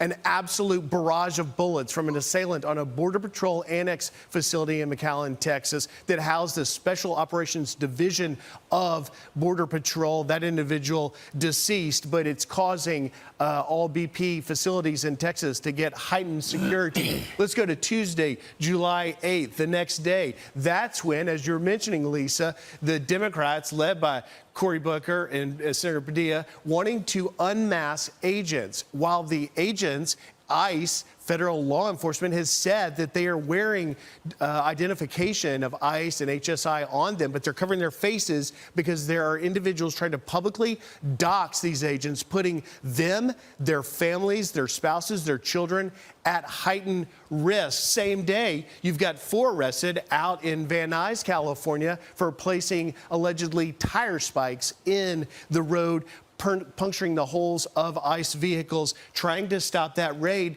By the way, that raid, a legal raid being carried out by warrant. And the same day, you've got up in San Francisco, agitators confronting ICE outside of immigration court. We have seen that in sanctuary cities like San Francisco, where the authorities will not turn over criminal, illegal aliens that have deportation orders, they just turn them loose on the streets. ICE trying to pick them up, but they're getting resistance and being assaulted there. And then finally, as we've been talking out in Camarillo, California, the unbelievable, there's a $50,000 reward. The U.S. attorney out there, Bill Isolé, saying that they want to capture that individual that appeared to fire a weapon, fire a pistol at ICE agents who were carrying out a lawful warrant. This is the first 10 days of July. If we stay on this trajectory, Lisa, that's why Tom Homan is saying that he is, and we're going to talk to him in just a little bit. You know, yesterday on this couch, we asked Secretary Kristi Noem, DHS Secretary, I said, are you worried that you're going to attend the funeral of one of your agents? And she said she thinks about it every day. I mean, it's just disgusting. And again, you're going to want to tune in for Tom Homan at 6:30 a.m. here. A Fox News alert.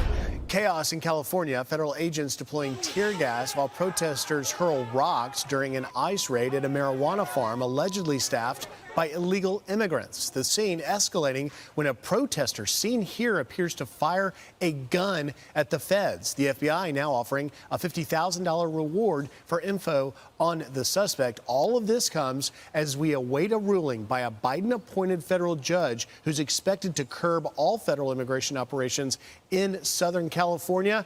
Border Czar Tom Homan joining us now. Tom, I watched that video out of Camarillo, California yesterday and was just mortified. What happened there and what is your reaction? My reaction is the same as been from day one. That, you know, people are welcome to protest. They have their First Amendment rights, grew up, but they can't cross that line. They can't impede us from doing our job. That's a felony. They certainly can't put hands on an agent. That's a felony. So what happened in California is just another example of protesters becoming criminals. And they've been emboldened by even members of Congress who compare ICE to Nazis and racists and terrorists. I mean, the rhetoric is so high, and I said 2 months ago, it's going to end up with a loss of life. And we had one the other day in Texas. And it's not over. I mean, the rhetoric has to end. ICE agents are simply enforcing the law that members of Congress enacted, that they wrote, they created, and was signed by the president. If people want to complain about the job ICE is doing, go complain to Congress, because we're enforcing the laws they enacted. We're doing our job. Hey, Tom, can I just take you back? You just said you had a loss of life in Texas?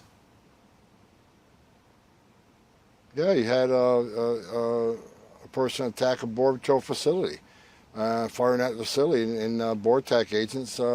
Right. The individual that assaulted him lost life. Okay, I was just clarifying, making sure you weren't making news there that an agent had lost his life, and that is, of course, the fear. But you talk about those politicians and the rhetoric that clearly seems to be fueling much of this, but you've also got some distortion of the facts. This was a post that California Governor Gavin Newsom put up yesterday. Kids running from tear gas, crying on the phone because their mother was just taken from the fields. Trump calls me new scum, but he's the real scum. We later find out there were 10 juveniles in that operation, that were 8 of which were unaccompanied minors. What do you say?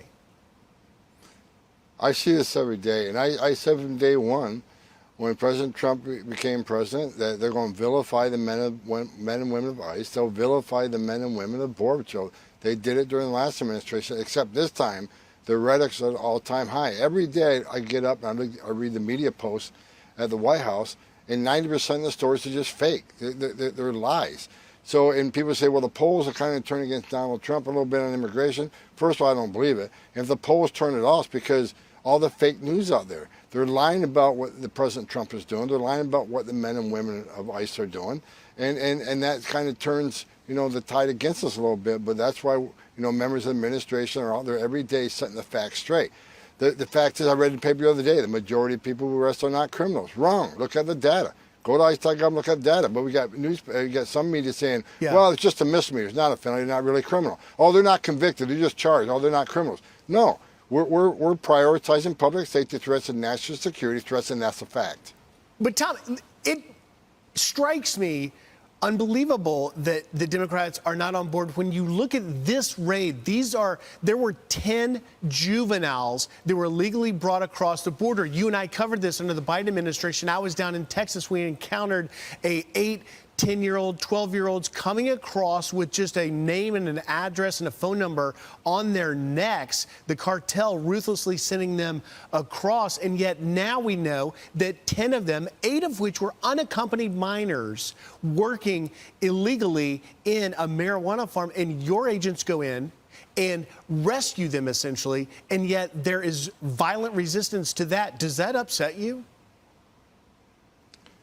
It certainly upsets me, and like I said, the work men and women of ICE are doing is incredible. Look, we're looking for over 300,000 missing children. We've already found 10,000. Have you heard that anywhere? No, the media is simply not covering it. And look, this should be a nonpartisan issue. Arresting public safety threats and national security threats, everybody be all the same page on that. Rescuing children, I mean, it should be a nonpartisan issue. Everybody should be in lockstep on that, but they're not. The media is lying. The Democrats they don't want President Trump to be successful. I got news for them. We are being successful. Every illegal alien public safety threat we arrest makes this country safer. Every national security threat we take off the street and deport makes us safer. And we're rescuing thousands and hundreds. So it's the only thing I can think of, Griff, if they hate President Trump more than they love their community. They hate President Trump more than they want, safe communities. And there's just no other excuse why this is not, why this has become a partisan issue to take public safety threats off the street. And before I run out of time, Tom, I've got to get your reaction to this Biden-appointed federal judge out in Los Angeles, apparently expected today to issue a temporary restraining order halting your lawful operations. She says, I think it's important for the court not to burden otherwise lawful law enforcement activities. Your reaction there? Look, people need to understand, ICE officers and Border Patrol, they don't need probable cause to walk up to somebody, briefly detain them, and question them. They just need the totality of the circumstances, right? They just got through the observation, get articulable facts based on their location, their occupation, their physical appearance, their actions. Like a uniformed Border Patrol agent walks up to them at, for instance, a Home Depot. And they got all these articulable facts, plus the person walks away or runs away. Agents are trained what they need to detain somebody temporarily and question them. It's not probable cause, it's reasonable suspicion. We're trained on that. Every agent, every 6 months, get Fourth Amendment training over and over again. These officers are really good at what they do. And if this judge would make a decision that's against what these officers are trained, what the law is based upon, then they're going to shut down operation. I think that's their end game. They want ICE to stop doing this. But if they base it on the rule of law, they're going to find out Border Patrol and ICE is doing exactly what they're going to do in accordance with law.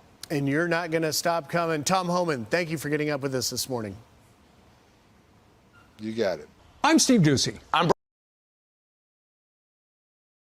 What really enrages me is that Jackie was reporting with CBP Commissioner Rodney Scott saying that 10 of those arrested were juveniles, all illegal aliens, 8 of which were unaccompanied minors. So the full context here, for 4 years, I stood, it broke our hearts. The agents, the media, everyone that encountered 7, 8, 10-year-olds being sent across the border with a sign around their neck with a phone number and someone to contact, not knowing if those were the real parents, not knowing if it was part of a cartel human smuggling operation, which was vast. And now you're seeing in this specific raid, which was not, as Senator Padilla says, an unchecked power grab. It was a lawful warrant that was being carried out to stop what was happening, illegal aliens employed at this marijuana farm. But now you see that this was actually a rescue. These children were rescued from whatever situation they were in. And yet the fact that Democrats like Gavin Newsom is trying to change the narrative by saying something about children fleeing and running, being torn from their mother, nothing could be further from the truth when you look at the actual facts. Well, and Griff, to your point, I mean, there's a child labor investigation. So God only knows what these children have been through, yet where are the Democrats on that? Instead, what they are doing is being the party of lawlessness, protecting criminals. And that's what they're doing. Not only did Democrats import millions of illegal aliens, many terrorists, many, gang members as well, like we saw with Trende Aragua in Colorado taking over apartment complexes. So not only did they import a lot of these people, but now they're trying to prevent the deportation of gangbangers, of people who participate in potential child labor, which is this investigation. So that's what the Democratic Party is about. And then to add fuel onto the fire, you've got Democrats like Tim Walz out there calling ICE the Gestapo. You've got Congresswoman Jayapal saying ICE is a terrorist force. You've got a vice mayor of California literally calling on gangs like Florence and the 18th Street gang to take back their turf. Charlie? And you wonder why people believe that Democrats are genuinely, it's part of their policy to be in favor of open borders and illegal immigration, including child labor and unaccompanied minors coming over and threatening their lives coming into the country. Well, one of the big draws has always been, in addition to the open borders, our generous welfare system. The Trump administration is now cracking down on taxpayer-funded benefits going to illegal aliens, including at HHS, new restrictions from 13 additional public programs, including Head Start, health workforce scholarships and loans, mental health and substance abuse support, family planning, and more. Over at the Education Department, they are ending free tuition at post-secondary, career, and technical education programs. This is free tuition that is often not extended to actual U.S. citizens who pay taxes, by the way.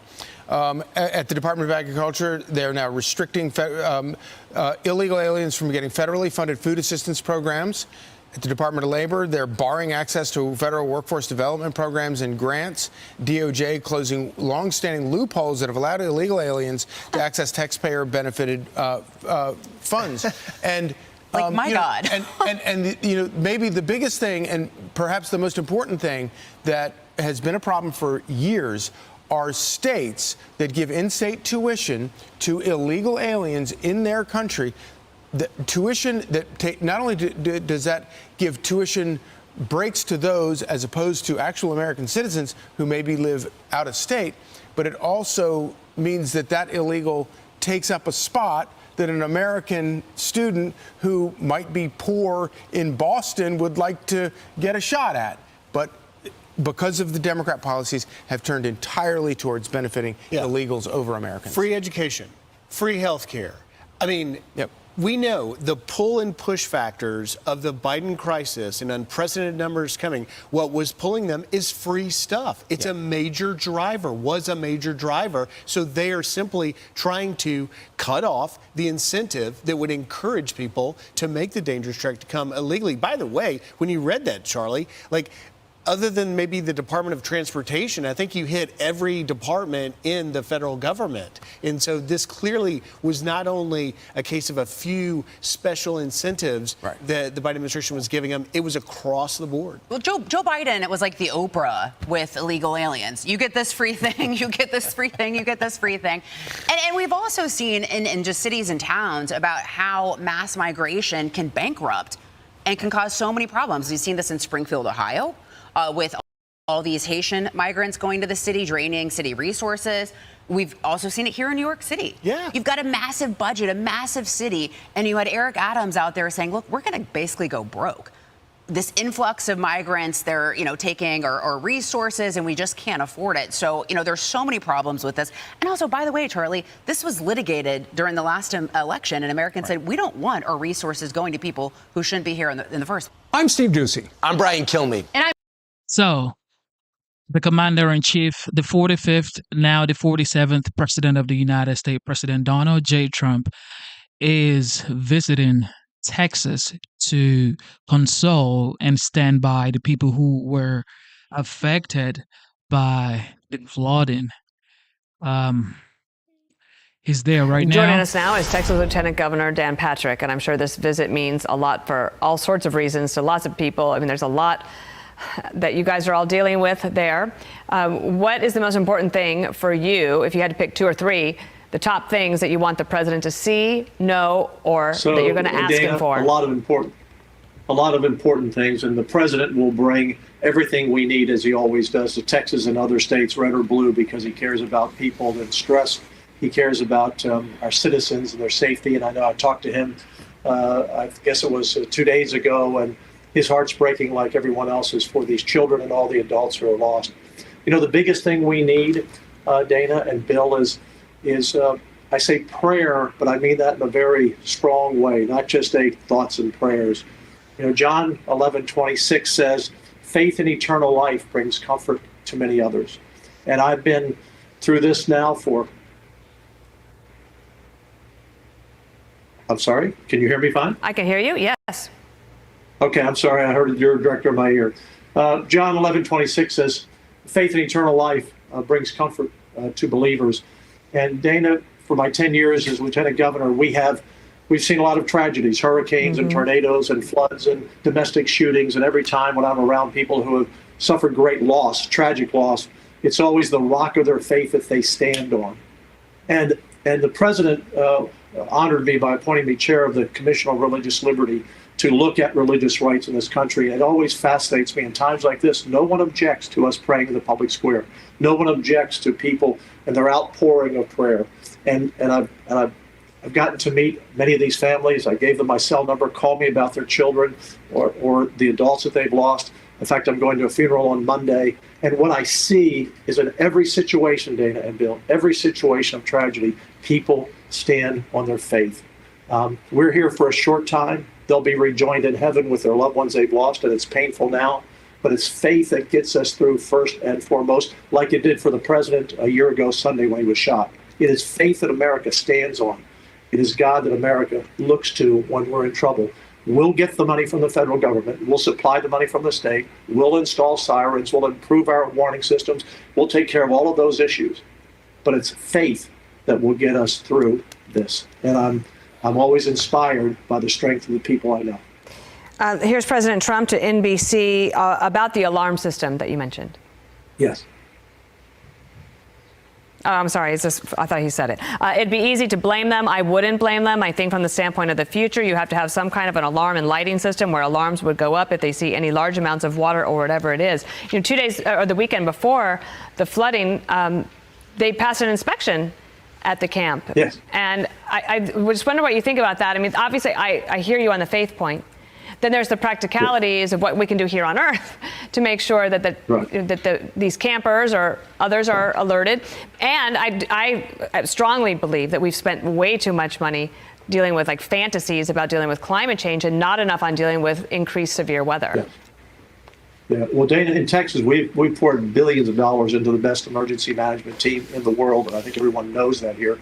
we had a quick response, but we had more rain, Dana, in 5 hours than we normally have from January to April at that point. It was the worst possible storm in the worst possible place in the middle of the night. We had a flood very close to this in 1932, but it was during the day, so there weren't campers sleeping along the banks of the river. And so we're going to fix all of those issues. We're going to clean up the debris. We'll restore people.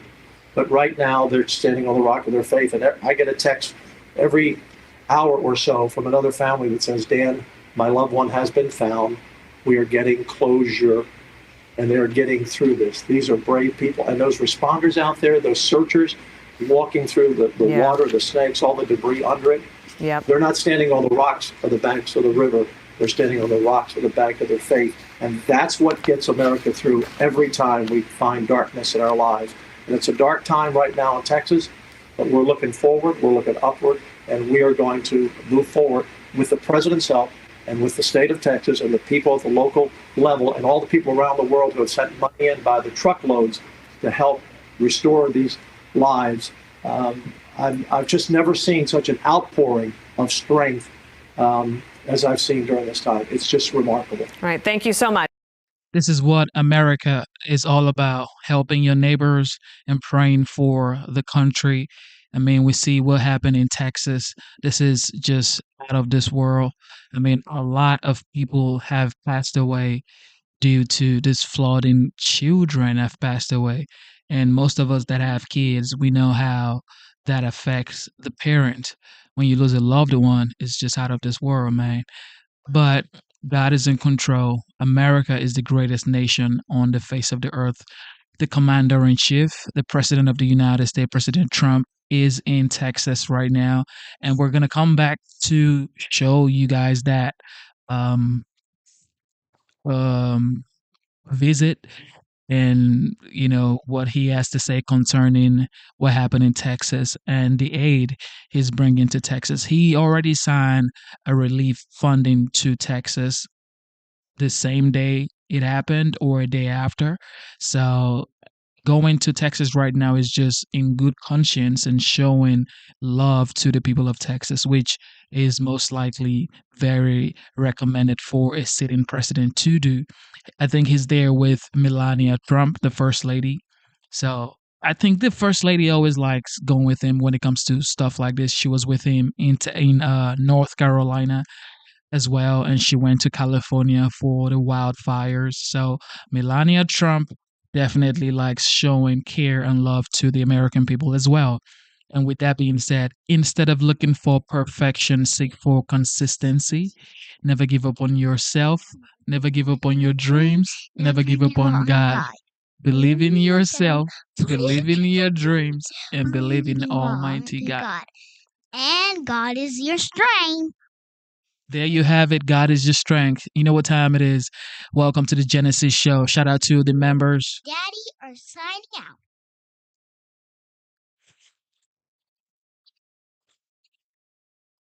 All right, Blooming Dad is signing out.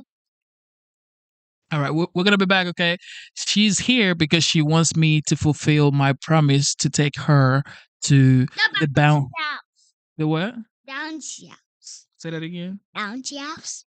The bouncy house. So she wants me to take her to the bouncy house. So with that being said, shout out to the moderators, C. Shelley. God bless you for being here. Shout out to our esteemed members, the GOAT, Dr. Luke. God bless you. Also, never give up, ladies and gentlemen. Never give up on yourself. God is the greatest. America is the greatest. We're going to be back here and see you guys soon. We're signing out.